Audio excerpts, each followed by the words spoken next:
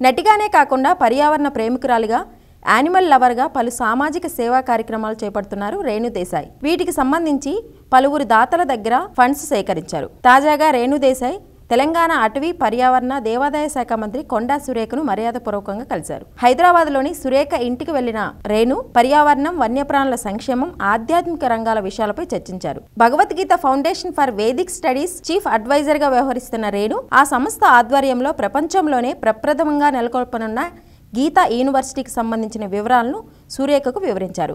ఇక తమ ఇంటికి అతిథిగా వచ్చిన రేణు దేశాయ్కు ఘనంగా స్వాగతం పలికారు మంత్రి సురేఖ. నూతన వస్త్రాలు, పండ్లు, పసుపు, కుంకుమ అందజేసి సత్కరించారు.